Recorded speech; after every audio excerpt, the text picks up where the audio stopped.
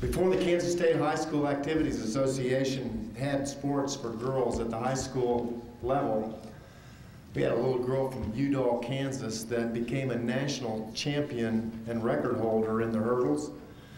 She later became an ASA softball All-American, went on to become one of the finest basketball coaches for women in the history of women's basketball in this country. She got her start right here in Kansas. She started the program at Cowley County Community College, and listen to this, in 13 years she won 12 conference titles and 316 games, 4 NJCAA national tournament appearances, went on to become a coach and won 113 games as a head coach at Wichita State University and helped build that program. 5 times Missouri Valley Conference postseason tournaments, Missouri Valley Coach of the Year, WBCA Coach of the Year. She's been a pioneer, general manager, and a developer of the Women's Basketball Association. She's been on the U.S. coaching staff for the Olympic team, the Goodwill Games, the senior national team. Her profile reads as good as any basketball coach that the state of Kansas has ever produced, and certainly one of the finest in the nation. Ladies and gentlemen, Linda Hargrove.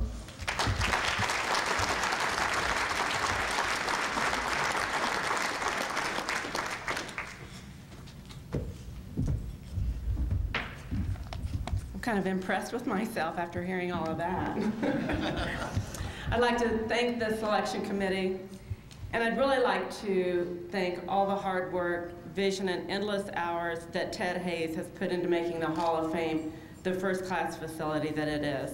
He has spent years and years on this project, and it's just an unbelievable facility. And Ted, I'd really like to thank you.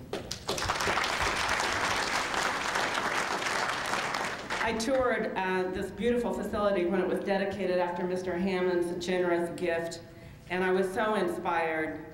And to now be a member of the Hall of Fame is very humbling and special to me. I take great pride in being from Kansas, and to be recognized by this group is really beyond my wildest dreams.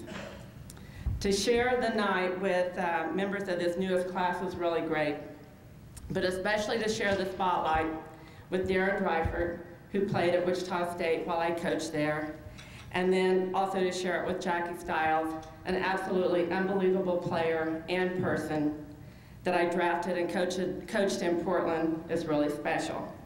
But the best part of having this opportunity tonight is to be able to share this special moment again with my family. I think we've all kind of had this common theme that it's really special when our families can be involved. When I was told I only had 5 to 7 minutes to speak tonight, it was difficult to try to figure out exactly what I wanted to say, and I think the thing that came to mind was I just wanted to be able to thank and recognize those people who've been very responsible for me developing over the years during my athletic career. The first person who comes to mind as I think about that is my dad. And I grew up at a time when it wasn't popular to be a girl in women's sports. I was the oldest of 4, 3 girls, and then my little brother, but in those early days, I was my dad's farmhand. He expected me to do the things on the farm that any son would do. I would buck the bales, I would milk the cows, I would work the fields. And from an early age, I never thought of my gender as any reason not to reach for dreams, any dreams that I might have. He was tough, he demanded a lot, he expected a lot. But when I needed a sand pit so I could practice my long jump, he was the first person to make sure I had it. He instilled a great work ethic and a strong sense of self in me, and I believe set the foundation for a successful career as an adult. My mom, Barbara, who's here tonight, tried to keep balance in our family. She was the one who always built you up, and you knew that she would be there for you no matter what. She's absolutely the best. My high school principal, Moon Stinson, took a special interest in me my freshman year in high school and taught me how to run the hurdles.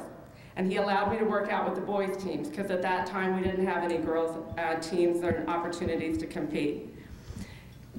And it was at that time, the only opportunities I did have were pretty much competing on a national level. So my mom and dad would load me up in the car and we would drive to national competitions. And it was during this time I met another man named Lloyd Bourne, who was my baton teacher's dad. He took an interest in me, started working with me, and helped me compete at an even higher level. We organized a track team called the Stridettes. It was a regional AAU team based out of Mulvane, Kansas, and we kept that team together for several years. Shortly after that time, I was picked up by the Topeka Cosmo team and competed with them on a national level for several years. Dr. Gwen Nelson was the president at Cowley County Community College, and he was somebody who would run me around to meets, and then later he ended up hiring me to come back and start coaching. He was somebody that, when he hired me, I was 22 years old. I had no idea what I was doing, and I coached there for 17 years, and all we did was really win games and develop players. He was a real mentor of mine. He guided me in so many ways and helped me be successful. It was during this time that I talked my husband, Ed, into coaching our softball team, made up mostly of girls that I had recruited to come play at Cowley County. My sisters, Debbie and Sue, were also on that team, and we won state the first year that we had a team. We competed on a national level for the next 9 years. All of us started our families and established our coaching careers, and we basically just had a ball. I've always thought it was extremely difficult to coach, and as difficult to be married to a coach. And Ed and I have done both for most of our married life. It was hard to get away from talking about the challenges and the pressures of coaching, but I always knew I had someone who knew what I was going through and someone I could find most of the time, day or night, to lean on. Ed was inducted recently, actually this past spring, into the NJCAA National Hall of Fame, Softball Hall of Fame. He's been one of the most successful junior college softball coaches in the nation, and I'm really proud of him. It would have been difficult to pursue the career and life I have had without Ed's support. He didn't always agree with my risk-taking mentality, but for the most part, he's been my rock. Leaving the security and comfort of coaching in college at WSU, where I worked with so many great, wonderful, supportive people, to work in the pros was a gamble, but I really never regretted the decision. Even when the league I left WSU to go to, the ABL, folded in about 3 months after I had gone into that league. And then I went to Portland in the WNBA, started that team, worked really hard to build that franchise for the next 3 years, and the team was dropped. So for the past 5 years, I've worked for Washington, D.C., the Washington Mystics. I started off there as an advanced scout. The next year, I was an assistant coach. In the past 3 years, I've been the general manager there. In the 5 years that I've been there, I've worked with 4 different head coaches, and we've had an ownership change. So the stability that you feel when you work at the college level is definitely different at the professional level. But if I could write a job description for what I'd like to be doing in my life at this particular moment, it would be exactly what I'm doing. And I don't think there are a lot of people that can say that.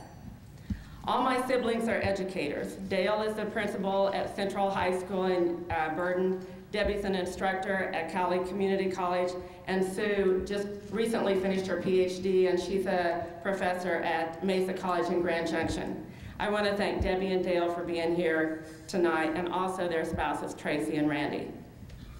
I always worried how our kids, Brian and Tara, would turn out growing up in an atmosphere that was so entrenched in sport. Brian graduated from Wichita State University in sports marketing and is currently working for the Wichita Sports Commission. I know he's not. He's working for the Greater Wichita Sports Commission. And Tara graduated from Wichita State University and also Kansas Newman. She and her husband, Jeff, I want to make sure everybody here understands that they are raising the only perfect children in the world, my grandchildren, Jacob, Bryn, and Hallie. Tara taught elementary school for a few years, but now is a full-time stay-at-home mom. I'm so proud of my family, and I'm so happy that they were able to share in this evening's events. And thank you so much, the Kansas State Hall of Fame, for recognizing me in this way. Thank you very much.